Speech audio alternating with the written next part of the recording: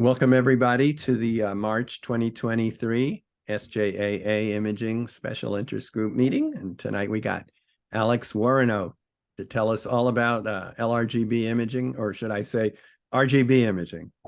Take it away, Alex. Thank you. Okay, I'll share screen here.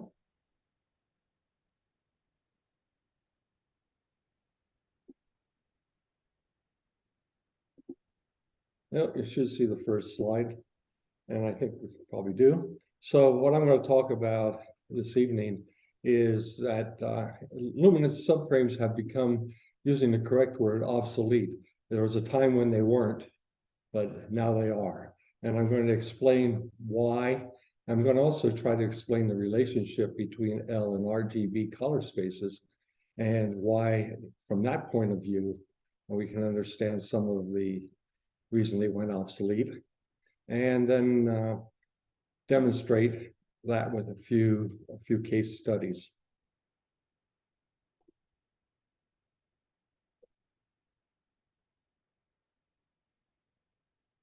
Oh, oops, went up into it. So as I've kind of just said, so how I'm going to discuss how L is related to RGB color space and why probably we started augmenting RGB images in the first place, which started a long time ago.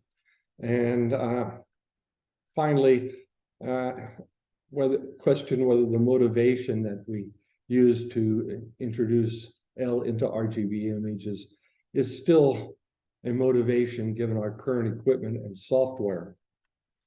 So a few words about color spaces, and there are a lot of them. Over here, whoops, my mouse does that a lot. Over here, we see several different color spaces and how they're related to each other. And these are all mathematical transforms that take place. So we can go from RGB color space to an XYZ color space to an LRGB color space, all by mathematical manipulations. They're all expressing exactly the same thing. And I'll show that in just a little bit. So we have all these different color spaces. Some of them I think are just simply for research, research on human vision, or research into display device design. And there are color spaces that artists prefer to use when mixing colors and things like that. We, of course, use RGB color space for our image processing and image capture predominantly. Of course, we do have narrow band imaging, for example, and we do capture L from a different color space like LAB. Okay, L is not an explicit member of the RGB color space. If we have R, G, and B, we can convert to say XYZ, then to LAB, and now we have an L. It's not something that we generated out of the pure air. It was embedded. That same information was already embedded in the RGB image. And all we did was go to a different coordinate system and look at that particular parameter. And if we add L now back to our image and then convert back to RGB, here's an example over here of what that might look like. So we take RGB 200, 10, and 50, and we add L. It might become 240, 100, and 60. It's still an RGB image. It still has only R, G, and B, and those values have been changed. And there's nothing in the physics of it that would not have allowed us to go straight from this first values to these values by such manipulations as pixel math or altering the curve or histogram or something like that, or a combination of them in order to get these new values. So L doesn't do anything, isn't anything added to the RGB space. It just modifies the values of the pixels, their red, blue, and green values. I liken the RGB color space to coordinate systems we all learned in high school somewhere probably. And now, of course, they're probably learning in junior high or even earlier.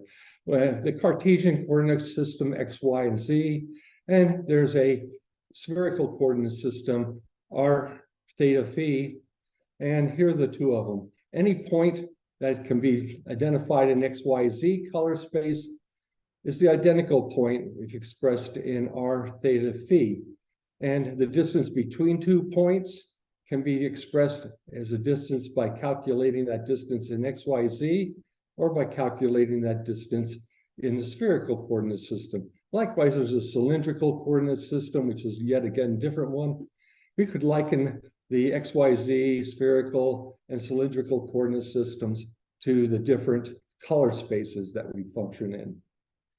So color spaces are similar to spatial coordinate systems. Any one system totally and completely describes an object's color and its detail, its position in space, whatever it is that particular coordinate system deals with. L is no more required in an RGB color space than theta is required in an XYZ color space. If we have XYZ of a point, we don't also need to have the theta at that point. We also don't need to have the R. But if we took that XYZ color space and liken it to an RGB and R to L, we could change R. We could add some R to it and push it out to here and then convert it back into an RGB color space. I'm sorry, yeah, RGB or XYZ color space. And we would have just a different point in that space. And that's what I showed in the previous slide when L modifies the R, G, and B values. Okay, even though there are only 3 layers in any image we process, if you use PixInsight or you use Photoshop, when you have an RGB, when you open an RGB image, it has only 3 layers, a red, green, and a blue layer. Yes, in Photoshop, there's this distraction of adding other layers and blending other layers and all that things. But in the RGB image that's displayed on the screen, it has only 3 layers, R, G, and B. All of those manipulations you do simply alter the values in one or more of those layers. So all the detail that you find in an RGB image is totally encoded in the RGB pixels. This may seem obvious if you think about it for a moment, but it's not that obvious, I guess. Recent postings in Cloudy Nights, for instance, and these are paraphrased here, they're pretty close to quotes, like for LRGB imaging, the detail comes from the L channel. If you want luminance for the detail and RGB for the color. And finally, and most assertedly, color lacks detail. The same thing I found expressed in the Handbook of Image Processing from 2005, a very fundamental founding document for we image processors. And if you have a copy, I don't know whether it's still in print or not, but it probably is out of print. But anyway, that's what they said. The well-known imager Robert Gendler, in a Sky and Telescope article in 2015, when describing image processing, in this case using Photoshop, says, L will provide almost all the detail and contrast to the final LRGB composite. David Payne, who authorized the generalized hyperbolic stretch and gave a talk to a group I belong to, when he's discussing it, and toward the end, he said, we add L for detail, and he repeated that twice. So there is this misconception that somehow the detail, that L does something special that you can't do in RGB space, and that is add detail. And as I said, since you only have values for the RGB and RG and B pixels, we can manipulate those without ever adding L to get the detail. And there are procedures for doing that, or that we have within our grasp in PixInsight, Photoshop, and other programs. Okay, to get that detail and whatever, extra detail in the image. Of course, we can adjust the histogram for one thing to improve contrast or to change the brightness without adding L. And of course, here's this PixInsight. These options down here to manipulate those individual channels are available to us. Other things like L, A, versus red versus green for A, blue versus yellow. This is a different coordinate system. L's in a different coordinate system. Color, hue, and saturation are also from different coordinate systems. This is one coordinate system, and these are from other coordinate systems. And it's absolutely true. We could do everything in just these three, but sometimes it's easier to adjust blue versus yellow, for instance, or to adjust the saturation without having to adjust the values of R, G, and B separately. So these are convenience, but not necessary. Okay, if it really is true that all the detail is in the L channel, then the question is, why don't the nature photographers who are into detail, like, I don't know, whiskers on a tiger or something like that, why don't they take L photographs? And how come their photographs have detail? And when they don't take L photographs, how do these one-shot color cameras get detail anywhere near comparable with that of their grayscale colleagues' pictures? And they do. Narrow band images have excellent detail, and nobody puts L subs in narrow band HSO images to my knowledge. I guess they could, but I don't think they generally do. So how come there's all this detail in these images, and how come we have been led to believe that we need L? My best guess is that at one time we collected more L subs, or we collected L subs and stacked them to reduce noise. We took a lot of them. And there are still imagers who take a lot more L than they take R, G, and B. A lot more time invested in the L. As we stack more and more L images, that grayscale image begins to have less and less noise. When it has less and less noise, the signal to noise ratio is improved. And as the signal to noise ratio improves, the deeper detail in the image is revealed. If we drop that stack of L images into our RGB image at some point, that suppression of the noise is carried with it, and we see more detail in our RGB image. So it's my thought that we probably started collecting L as a cheaper way, or a cheap way, to reduce noise in our image. So it became a standard, and I think today people don't realize that that was its main purpose, at least as far as I can tell. Now, I've done a research looking for someone who actually said this perhaps 25 years ago or something like that, and I haven't found any reference that actually says this is why we do it. I haven't found any reference that says, that gives any reason for doing it other than we do it because L contains all the detail, which it clearly doesn't from these three examples, for instance, issued here in red. Okay, another confounding variable in terms of detail is the rods in our eyes. We have a lot more rods which receive grayscale information in our eyes than we do color receptors. So if we see an image in gray, we see more detail than we do in color. Plus the fact the rods in our eyes are smaller in diameter than our cones, the color receptors. So we can resolve more detail when it's in gray scale. But unless we leave the L as a grayscale image, which is quite permissible, if we convert it into a RGB image or introduce it into an RGB image, we lose that advantage of having the sensitive, highly sensitive, and small and abundant rods be dominating our vision. Okay. you can test this if you want. If you have a well-processed RGB image, extract the L from it and see if that L image doesn't look more detailed than the RGB image, which was its parent. You could also, for that matter, take an L image and just color it red, transform it into the red part of the palette. Don't do anything with blue and green, and compare the detail you see in the red image with the detail you see in the L image, particularly if you make both images pretty bright.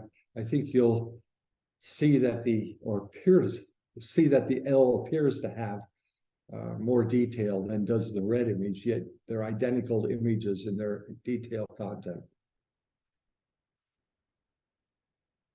Okay. So what's the policy on questions? Wait to the end or ask in line? I'd rather if you wait to the end, if that's okay. Okay, no, it's fine. If here, for instance, as an RGB image, I threw out about 15 hours of L, never even processed it. And I think there's plenty of detail in this image. So to say that that RGB only provides color and all the detail comes from L is clearly not true. By the way, this is taken with a 24-inch telescope in Chile. Okay, so what really happens when you take L? Well, if you take RG and B as well, the R obviously goes into the R layer of your RGB image. Green and blue go into their respective layers. But what about this L, this big luminous filter here? It doesn't discriminate about the color. It simply counts photons. So once you decide you're going to put those photons, assign them to your RGB image, they have to go into those layers in some proportion. This is kind of the default proportions that they go in. 6% of the photon signal is put into the blue, 22 into the red, and a whopping 72 into green, which we then run something like SCNR to remove the green content in our images. So we're wasting a whole lot of data, and we're just dropping the photons arbitrarily into different color channels because we don't know what the wavelengths of those photons actually were. So you can, in some programs, PixInsight for one, you can change these ratios, but still you're not really mapping a red photon into the red layer. You're just arbitrarily assigning the photons to different layers. I presume there's a similar thing in Photoshop, but not all programs have the ability to change those allocations. So if noise is our actual foe, certainly more subframes is one solution. Whether those subframes are L or not is kind of up to you. You could take more RGB subframes. That's a little more expensive to gather hours of each of those, but you may not need hours. You may have been collecting enough all along, but that's a topic for another day. But that's not, taking more subframes isn't a very sophisticated solution given our modern tools. Now we can use modern noise reduction tools to get rid of that noise and reduce the signal noise and reveal the signal or the detail that lies below. New noise reduction techniques include new stacking technologies to throw out outliers or to better estimate the true value of a pixel, usually something like the mean value of that pixel. For instance, PixInsight offers 8 alternatives in stacking, which are all aimed at a better stack, a more noise-free stack, truer to the object being imaged. And of course, AI noise reduction technology enhances the signal to noise ratio, like Noise Exterminator, Topaz Denoise AI, and Deep SNR, signal noise ratio. And to a lesser degree, there are other noise reduction techniques that work too, such as adjusting wavelets, mirror array, denoise, and others. Plus, we're now getting a technology advancements in the fact that CMOS have very low read noise, and even CCDs, I believe, are improving their signal noise ratios. Compared to collecting large numbers of luminance subs or large numbers of RG and B for that matter, maybe collecting a few more RGB and using one of these modern noise reduction technique would be the optimal way to increase the signal noise ratio and the detail in our images. Okay, let's look at some of the analysis I've done. First, some definitions, just for nomenclature. L captured is the luminance captured through luminance subs. So these are subs that with a luminance field filter in the path, and as we normally collect luminance. L extracted is simply the equation done before any stretching. We just take the raw stack of subs, RG and B, and add them together, and that approximates the same thing we would get with L captured in terms of total number of photons and the fact that the photons have lost any identity as to their wavelengths. So one thing we know is, of course, if we have 1 hour of R, 1 hour of G, and 1 hour of B, the three of those together are not 3 hours of extracted L. That's the equivalent of 1 hour of captured luminance, since it takes all three of those filters to cover the same wavelength range that it takes, that is covered by the luminance filter. Okay, to now evaluate the assertion that L captured contains detail that L does not, I compare this L extracted to L captured for a number of images. The two L's are processed identically, at least up to the level of I can do it identically. There's always the possibility that one is somehow one of the programs unseen to the user does some jiggery pokery behind the scene, but if it does, I haven't seen it. So I'm going to assume that when I apply these various methods that I've applied, they all are applied equally to the extracted and the captured luminances. So I go down through here, give some idea of what the processes are, and I won't dwell on any of these. I'll just look at the bottom of here. Histogram matching is the only one I need to discuss. I think the others you can study at your leisure. So to compare the two images one to another, I used 3 different methods. Very simply, I blinked the 2 images. That would be the L extracted and the L captured. I took the difference between the 2 images with an equation that says L extracted minus L captured plus a half, so that if these 2 images are identical, this should be a more or less uniform grayscale image. And I measured something called a multi-scale perceptual index. And this is a development by Wang, and it is meant to, the word perceptual here is key, it's meant to say if the detail in image A and the detail in image B would look the same to an observer with standard eyes, whatever those might be. And so this is a mathematical method that uses several statistical measures combined in a certain way to give this index. So obviously, if L extracted and L captured, if you blink them and those 2 are exactly identical, then adding the L captured to the RGB image can't be adding any detail to them. And if they pass either one of these tests as well, if there's no difference in this one equation or Wang's method sees no difference in the images, then once again, L extracted has no advantage to adding detail to the RGB image over what's already in the RGB image. But Alex, that last I statement have- is so I say that wrong. controversial I that just, we can't really wait till the end. wait a second, I just said that backwards. I want to say that L captured can't add anything that L struck. Okay, But I mean, come on. That's sort of like saying if you take 1 hour of images of your favorite target, and then you take another hour of images of that same target, and they both look alike, the 2 different hours, then you may as well just use 1 hour and throw away the other hour.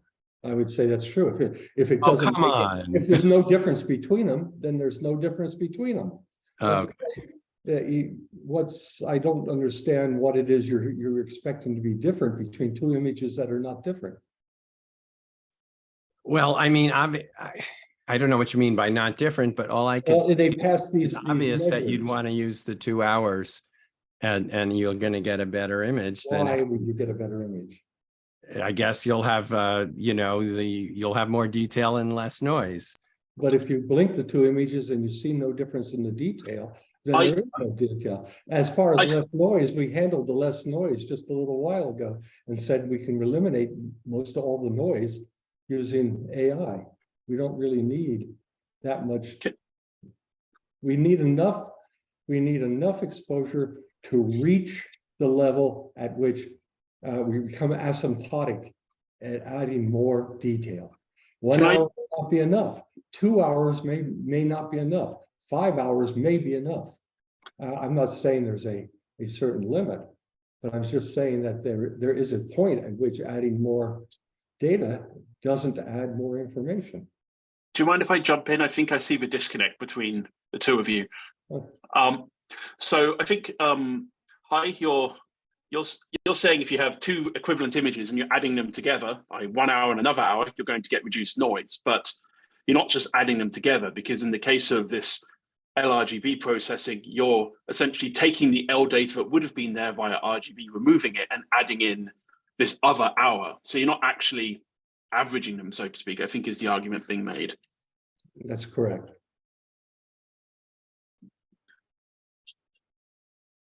I think you're muted. Sorry, I was muted. Yeah. I mean, I don't want to, I'll let you finish your presentation. I agree with your point that if they were identical, I mean, like bit for bit identical, then it won't improve the images. But if they're very similar, but not bit for bit identical, I claim that you would benefit from exposing for 2 hours, combining the 2 hours. But anyway, I'll let you finish your presentation. Well, that may be an issue of what scale we look at it. And I'll say one thing about this, I wasn't going to mention, but there are a lot of limitations to how much detail we can get. It's not only exposure time that goes asymptotically to some limit, but it's also things like seeing conditions, sky conditions, telescope alignment, camera quality, and finally, and actually, I think most importantly, the ability of the image processor to bring out detail. And if it reaches the limit at which you can process an image for detail, then it's no use capturing more data. And also, I don't think it has to go down to bit by bit, because nobody looks at these images with a microscope and sees which pixel looks different on the 2 images.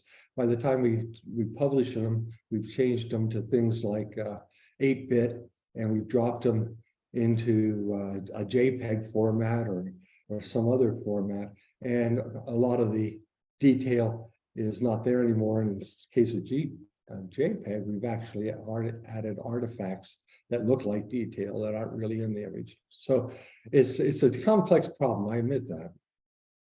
Okay, the mechanics of these image process comparisons relies on a step called histogram matching.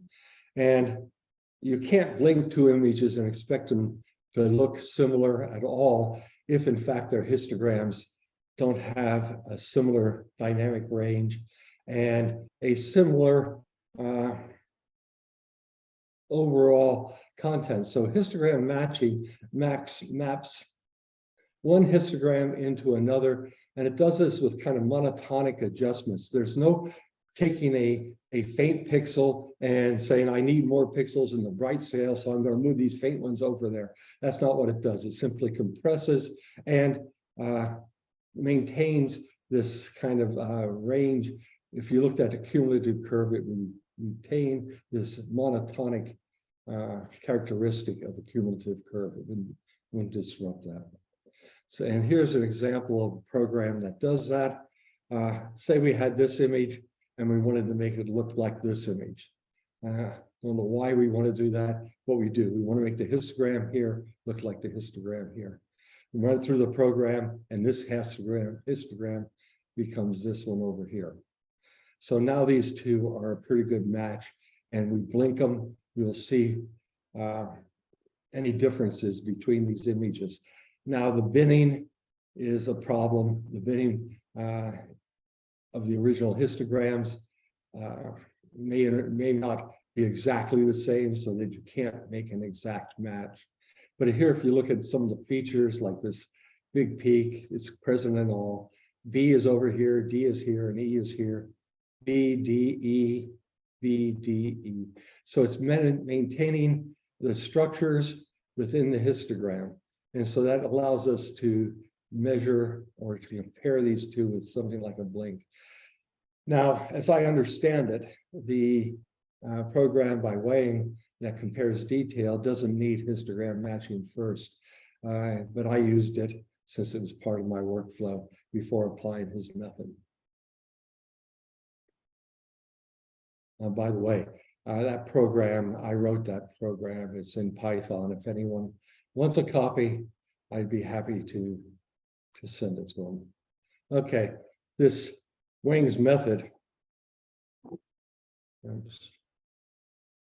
Wang's method is, for short, called MSSSIM. And I modified it somewhat so that it looks at the image as a pyramid image. It takes the greatest resolution, half that, quarter, eighth, and in fact 16th resolution, and compares them quantitatively at all those different scales to see where, at what detail level they match and don't match.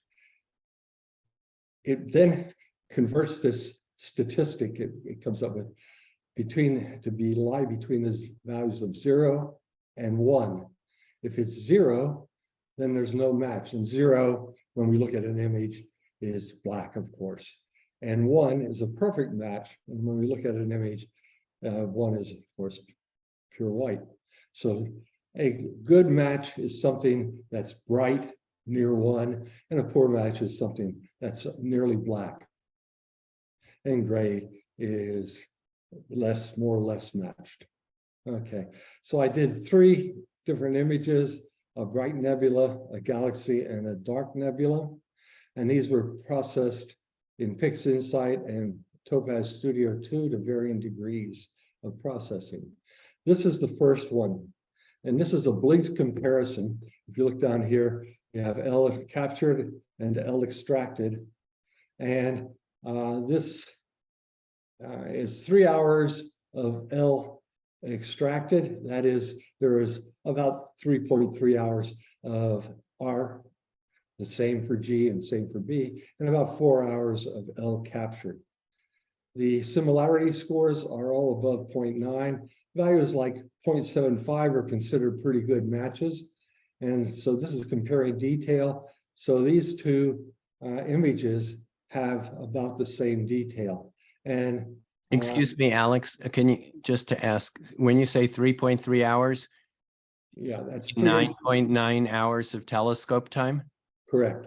Okay, so you might say that's comparing 10 hours of telescope time for RGB, you know, using those filters versus 4 hours of telescope time using a luminance filter. But if you add those 3 together, and as I said, since each one only covers about 1/3 of the wavelength. Oh, sure. The total number of photons captured in 3.3 hours of RGB or 9.9 hours of RGB total would be the same number of photons captured in 3.3 hours of L. Agreed. So Agreed. nearly comparable photon densities. Yes. No, for sure. I agree with that. I'm not disputing that. I'm just saying if you had a telescope sitting around, Yeah. it would take 10 hours to get that RGB L extracted version, and it would take 4 hours to get the L captured version. Yeah. And okay. Thank you. Yeah, and if you added this L captured version to the RGB, since these two images that are blinking here have identical detail, at least to my visual, I've seen it at a bigger scale than is shown here on the screen, and on a better. It's better not to broadcast it over the internet too. So I looked at it up close and personal, and there really aren't very many differences. There are some differences in the gray level between the two images. You can see right here, for instance, but that's again because of the histogram matching. The binning is not perfect, and so you get small. Okay. Great. So why isn't the conclusion that you can get as much detail in 4 hours of an L image than you can get in 10 hours of an RGB image? It is. That is my conclusion. But my conclusion is if you want an RGB image, take that 10 hours and don't take this 4 hours. Because you've already got it.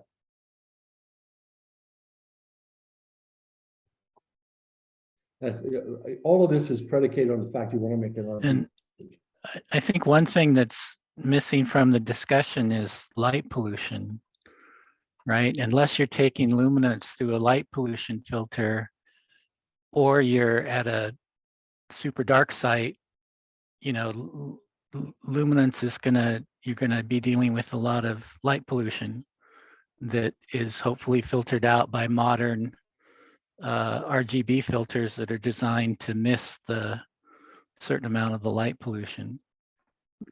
Well, yeah, there's issues about the filters you use, of course, but I would say that you know, light pollution is one of the factors that ultimately limits the total detail you can get, whether it's RGB or L or a combination thereof. There's a limit, and light filter is one of those limiting factors, and of course, aperture maybe is another one, and various set of them.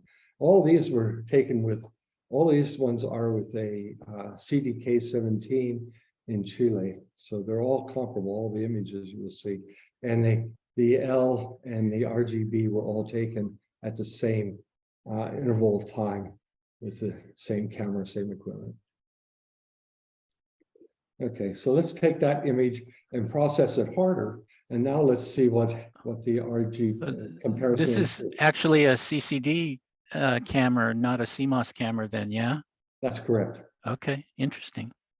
And so this image I processed a little harder, and again the same exposure.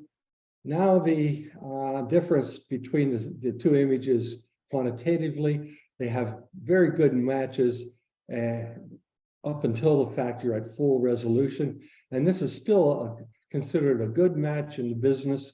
But it's certainly not at the level of 0.96. So there's some apparent less detail in the two images. It doesn't say which one has less detail. It just says there's a detail mismatch between the two images. So I go on. Here's an image, and I'm blinking again. I'm blinking L extracted.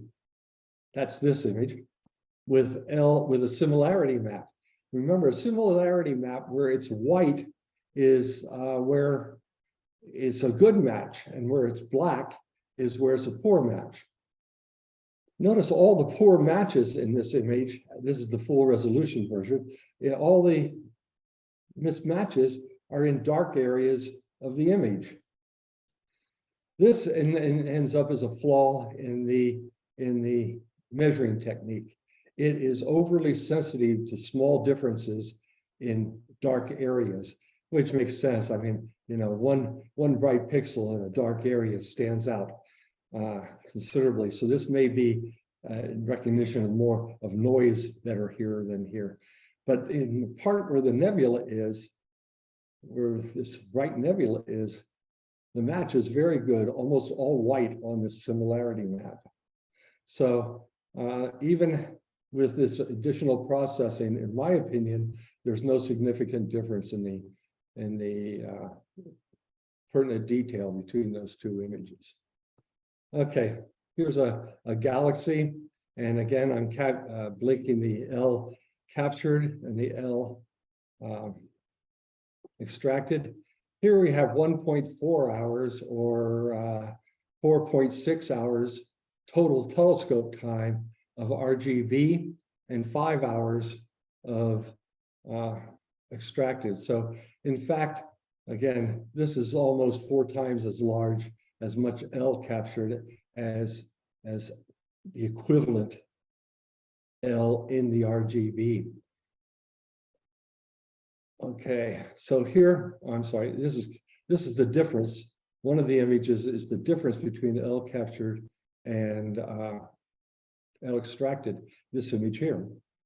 And it's seen, being that it's a fairly flat image, it means the two images have pretty much identical structure across the image.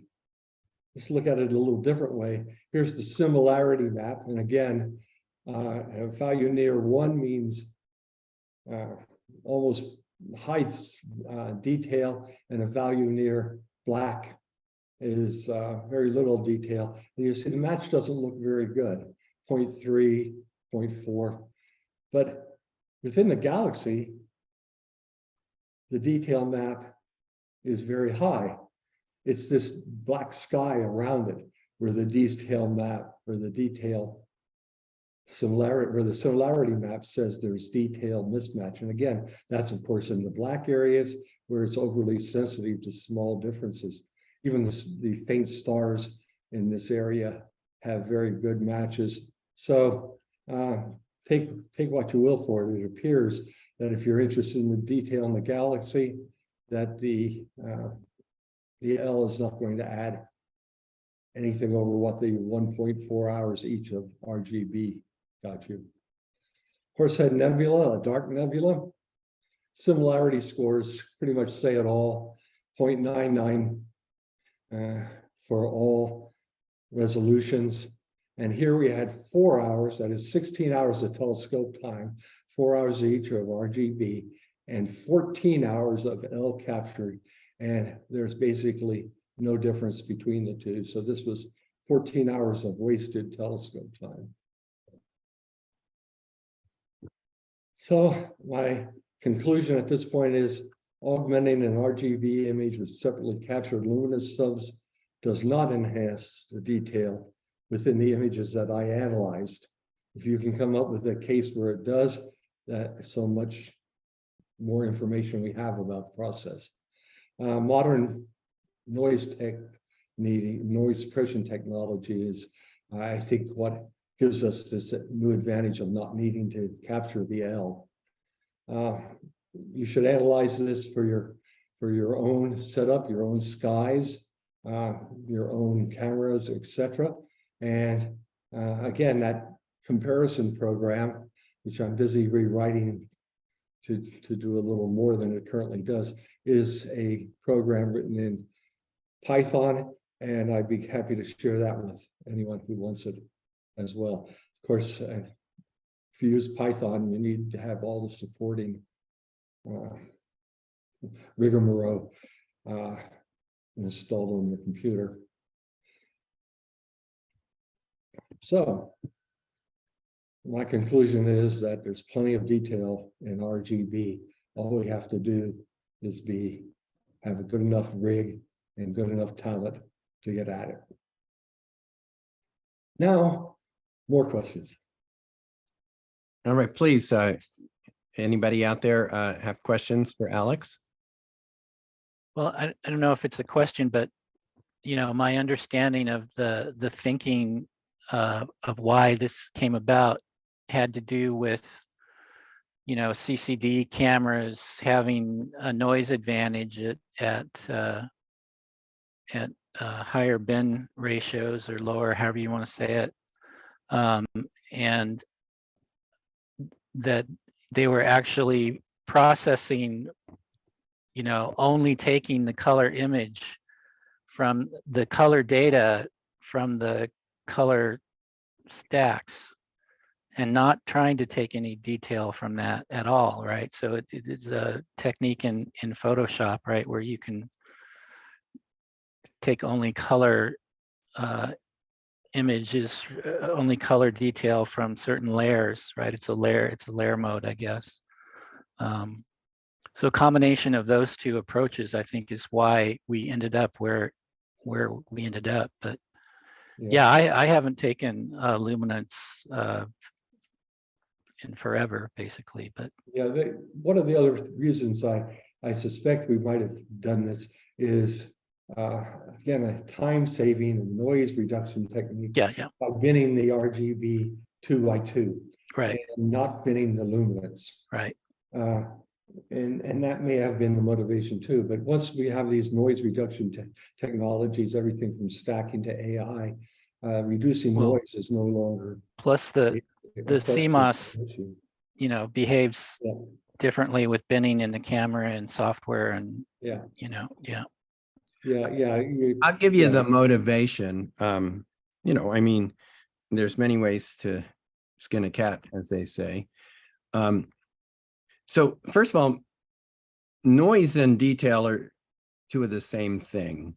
If you have detail out there and then there's noise on top of it, you can't see the detail. So it's sort of the same animal. And the reason folks collect more images, integrate more and more exposure, whether it's LRGB or RGB.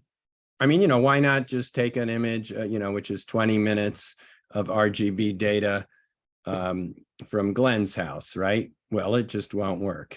Well, anyway, it just won't work. There's too much light pollution, too much noise. Maybe it would work from Hubble, but it doesn't work from Glenn's house. So you need to integrate more data to reduce the noise so you can see the detail. So then why LRGB versus RGB? So I'm not saying this is the only way to do it, but I think the motivation for doing it is that with L, for a given hour on your telescope, you collect more photons with that L filter than you do with an R filter, let's say. And so, more electrons get put on that CCD and, of course, CMOS imager. And so you have, the square root formula to, reduce the noise by that factor.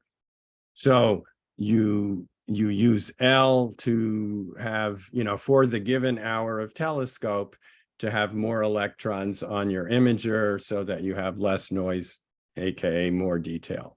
So that's, I think, the motivation. That's basically what I said, is that was the original motivation. That's the current motivation too. I mean, I don't think I think the thing is now that motivation has been wiped out by modern technology and the ability to improve signal to noise without having to take more images, but by better identifying and reducing noise. Okay, so but then why doesn't Glenn image for 30 minutes in Union City? He has sky limits. There are other limits besides noise.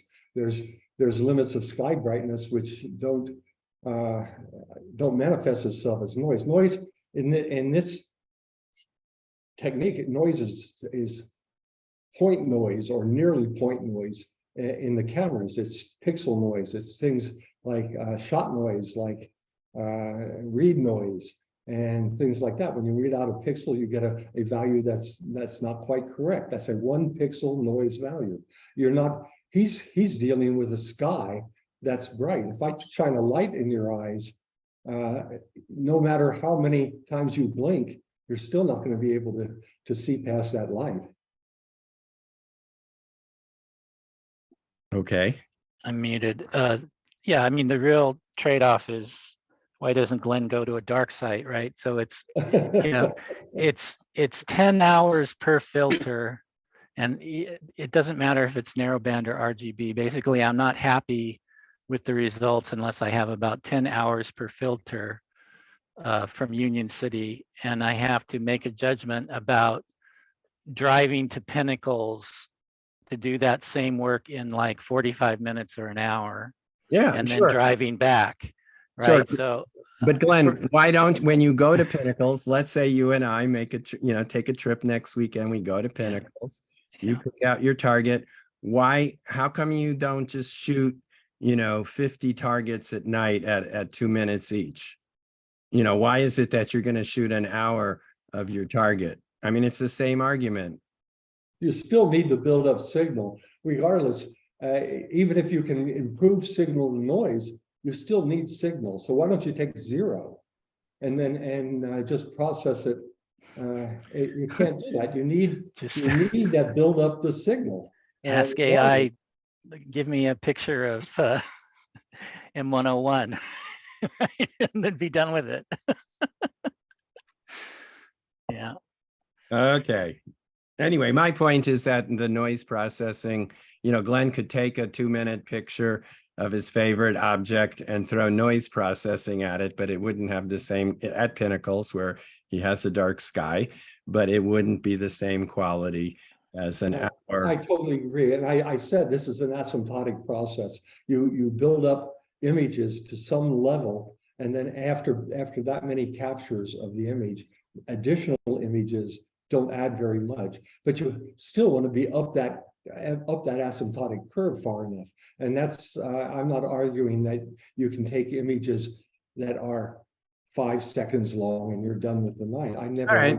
So I agree with what you're saying. Like if you have the the skies and the telescope time to image in RGB, enough hours where you get a lot, a sufficient signal to noise that, to create the image that you're going to be happy with, and you don't need the L. And I think the only reason some folks use the L is because they can't, given their skies and their, all that telescope time, whatever, clouds, moon, can't reach those number of hours. In Union City, you need 30, 40, 50 hours of it, and you need a little less where I live, but still a lot of hours.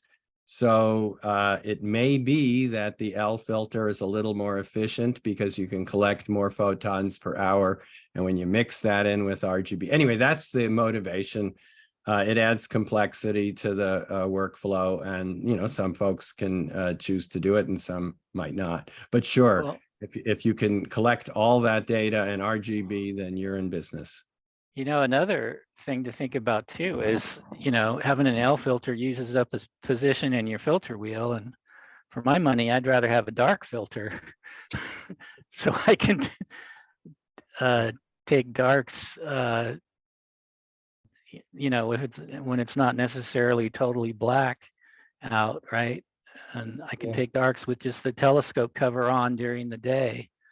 I gave this. Or I've also used that position for experiments. I think, over the years in these SIG talks, we've had multiple people, including myself, try to come up with how to do RGB with narrowband filters, essentially. And so you're looking for that orangish, yellowish, filter, and it never really works out for various reasons. But I've put all kinds of crazy stuff in that position rather than use it for luminance. All right. Yeah, I gave this talk in the Tucson group, and one of the people pointed out, he says this is great because I have a 5-position filter wheel, and I'm using up one of them for luminance, and so I need RGB. He says now I can have SHO. Sure. So I'd love to jump in. I have to be careful what I say. I work for a large company and I have signed NDAs, but my background is in image processing. So some of the statements made about you can't, about Luma and detail regarding that in RGB, I think often the the human visual system can't perceive color, and by that we mean chrominance as well as it can luma. So if you want to make the comparison of a grayscale image to an RGB, what you actually want to be doing is looking at a RGB image where in Photoshop you convert it to say YUV or CIE blab, and then you set the luminance channel to gray, to a single value. And that's where you then will find in the remaining residual color, when you remove the luminance signal, you will not be able to see as much detail as looking at grayscale, which is the pure luminance. As for the statement about wildlife photographers, some manufacturers actually a long time ago did actually have exotic Bayer patterns or CFA layouts where they had red, green, blue, and luminance pixels, but it was an absolute nightmare to process, which is why most people gave up on it, to be honest.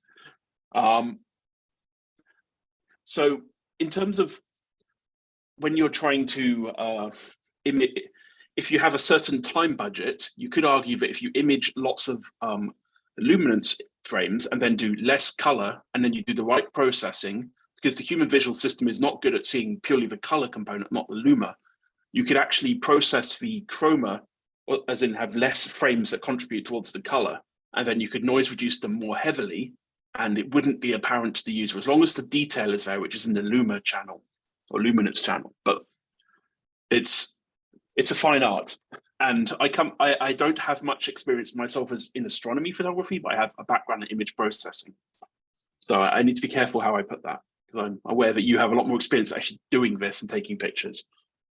That's an interesting thing.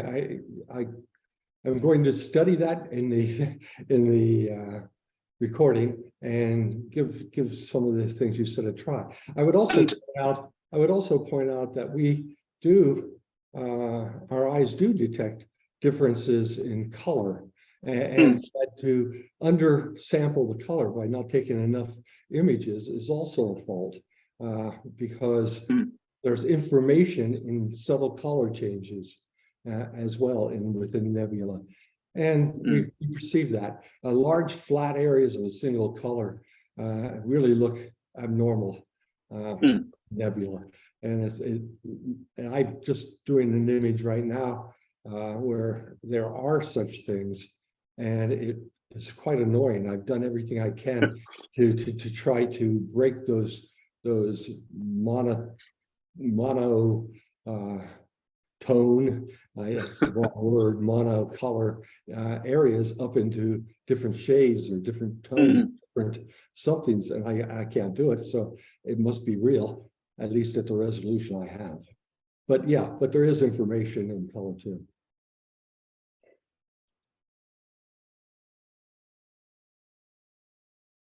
And by the way, I am not an expert in image processing technology such as you, Richard. I went out when I first started noticing this problem with the L, I'm never using it.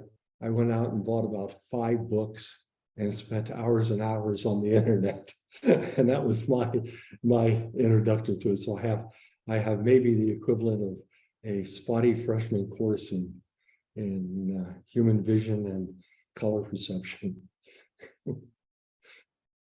Well, maybe you can serve the visual community by arguing what color light they should have to stay dark adapted, because red is not the answer, right? Well, I think red is the best we do. Well, yeah. We still have to be able to see. So why is it that people use red for, do you know? It's historical. Well, it's red. We're least sensitive to blue and red, and among the colors, the cones in our eyes are least sensitive to that. The red are not. I don't know. Maybe they're just not as strong a receiver. They're the largest ones. So, but they're not. You know, we obviously don't use blue, so perhaps they just don't transmit the signal as well. But the other thing is the problem is the brain convolves all these things. For us, our eyes are RGB and gray, but our brain is what we call opponent columns. So we see R versus G and B versus yellow. And that's how we perceive things. If you stare at a red piece of paper and close your eyes, you see green. And that's the opponent color kicking in, apparently. So our eyes interpret these three things into all kinds of colors. For instance, there is no purple wavelength in the spectrum, yet our eyes mix blue and red together and tell us it's purple. But there is no wavelength for purple. Can you explain that chart you had where you said I don't know, you were breaking up the L channel into like 8% red or green or blue or something like that? Okay. Share the screen. Are you talking about the sources, like, you know, the things that we're taking pictures of have that much? No. What? Okay, so what are you referring to? It's a little different thing here. What I'm saying is that when in PixInsight, and I suspect all programs, if you have a luminance data and RGB data and you tell it to combine those, it has to go through some sort of mathematical manipulations to get RG and B and L into a similar coordinate system. So it translates the RG and B into something like I forgot which the color systems, LAB. It converts the RGB into A and B and L. And then you replace the L with the LU captured. You replace the L in that image with the LU captured.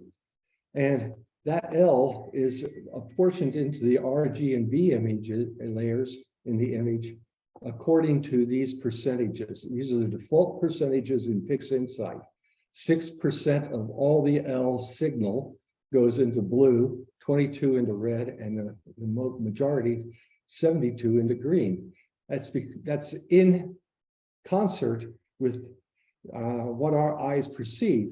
We are most sensitive to green, so we put most of the RGB signal into green. Unfortunately, in deep sky objects, green is not abundant, but that's the way it goes. So we throw out that green eventually in our image processing. Our eyes are 22% of the total sensitivity, I guess, to red and 6% sensitive to blue on a relative scale. And so that's where these photons that were captured in the L converted to electrons and attributed to the different layers. And this is entirely arbitrary. It doesn't matter what the wavelength was. I may have this wrong, so forgive me if I say it wrong, but my assumption was that, you know, the reason our eyes, I mean, there's no yellow there, right? Yeah, there's no yellow in RGB. But yellow is in the green. No, my assumption. Yellow is a mix of red and green. All right, but I mean, I'm just saying this filter, anyway, let me just say it and then correct me.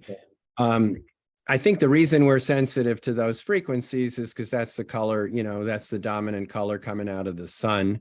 The sun is, you know, shining on the earth, and, you know, to avoid that saber-toothed tiger, you know, which was illuminated by a yellow sun, our eyes adapted to be sensitive to that color so that we survived. And, you know, so in other words, we're sensitive to that color because that's the color of the sun. So to say that there's no astronomical, I mean, that's the color of the sun, you know, there are a lot of stars that put out a lot of that. So it's not that there's no green out there, you know, I mean, it's like I say, if you think it's yellow, there's a lot of it out there. You're right. There is green out there. If you look at the black body radiation of a star, there are stars that radiate in the green, and the peak radiation is in the green. The problem is their peak radiation is in the green, but the red and the blue radiations are also so intense that we see them as a mixture of those three, and we see them as white. Right. But, and I was really talking about DSOs. I'm not really that interested in detail in stars or anything like that. But yes, there are red stars which are only receiving 22% boost from the L filter. And certainly green is important to us because of the color of our sun. And also because it's the center of the bandwidth where the sun can penetrate. It's not in the IR where the atmosphere interferes, or the UV where I guess absorption bands or something cut it off. It's in the middle of the spectrum that's in our vision. All right, cool. Vision. Are there more questions for Alex out there? Okay, well, unless you have anything more to say, Alex. No, I want to thank everybody for listening. It's been a exciting and stimulating discussion, and I appreciate that. No, I really appreciate you coming out and doing all this work and presenting this material. That's great. Okay. All right, thanks everybody. Please give Alex a hand, unmute yourself, and thank you so much for the presentation, Alex. Thank you. All right, we'll see Thanks, everybody. really interesting. We'll see everybody next month. So long.